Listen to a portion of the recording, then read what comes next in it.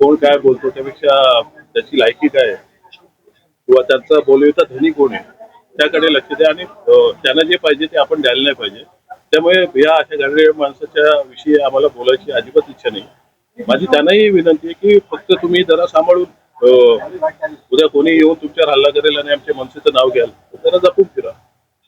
आणि की तामिळनाडूमध्ये एक वेगळ्या प्रकारचं चित्र यावेळेला दिसून येतं, तर अशा प्रकारचं चित्र जे ते महाराष्ट्रामध्ये येणाऱ्या निवडणुकीमध्ये दिसेल.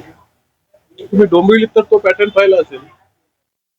त्या तामिळनाडूमध्ये काँग्रेसचे 5 का 4 जे काय आमदार होते ते यांच्याबरोबर गेले, लढले होते डीएमके बरोबर ना.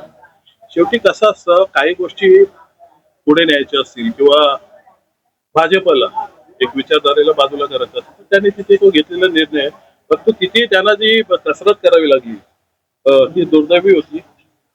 त्यांना भरभरून मताधिक्य दिलेलं आहे आणि अशा वेळेस पण त्याच्यात थोडा टाकायचा प्रयत्न केला गेला हे कुठेतरी दुर्दैवी होतं. परंतु त्या सर्वातनं निघून एक सरकार स्थापन झालेलं आहे. एक पक्षाकडनंही आमच्या त्यांना शुभेच्छा.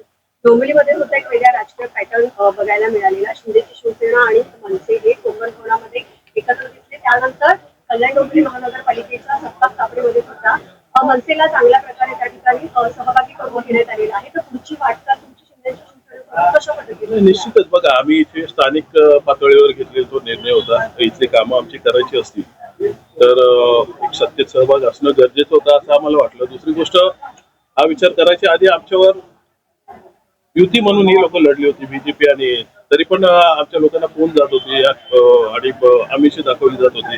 अर्थात आमचे नगरसेवक त्याला काही बळी पडले नाही आणि त्यांनी आम्हाला सांगितलं की हेच करणार असेल तर आपण सत्तेबरोबर जाऊन काहीतरी कामं होतील. नक्कीच येत्या काही दिवसामध्ये मी खासदार श्रीकांत शिंदे याच्याबरोबर बसून आमच्या नगरसेवकांच्या वॉर्डातली तसेच आम्हाला अभिप्रेत असलेली काही कामांची यादी घेऊन बसणार आहोत आम्ही.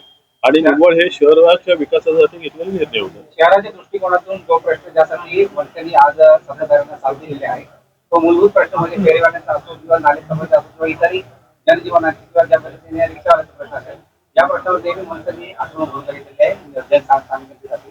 आज त्या भूमिकेबद्दल पाठिंबा नाही पाठी नाही पडत आहेत. खरं तर फेरीवाला असेल किंवा हे अनधिकृत रिक्षा स्टँड वगैरे असेल हा मुद्दा फक्त आणि फक्त मनसेने घेतलेला आहे.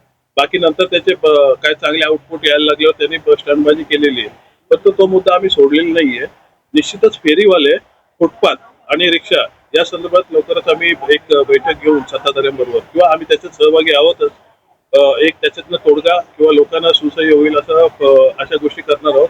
हा मुद्दा निश्चितच मागे पडलेला नाहीये.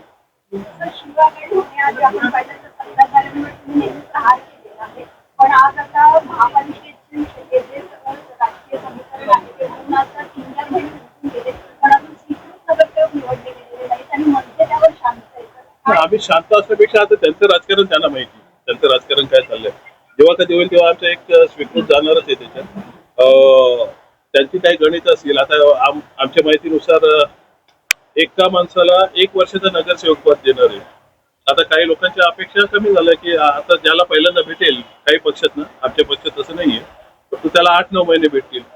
कुठेतरी कुरघोडी करण्याचा प्रयत्न पण असावा आणि ते त्यांचं राजकारण त्यांना लक्षात. परंतु स्वीकृत नगरसेवक हे लोक द्यायला पाहिजेत. शेवटी हे लोकांतनं त्या समाजातनं किंवा त्या मंदिराळीतनं ते गेलेले पुढे असतात त्यांना वेगळ्या टाईपचे प्रश्न मांडण्याची संधी मिळते आणि ते लवकर व्हायला पाहिजे.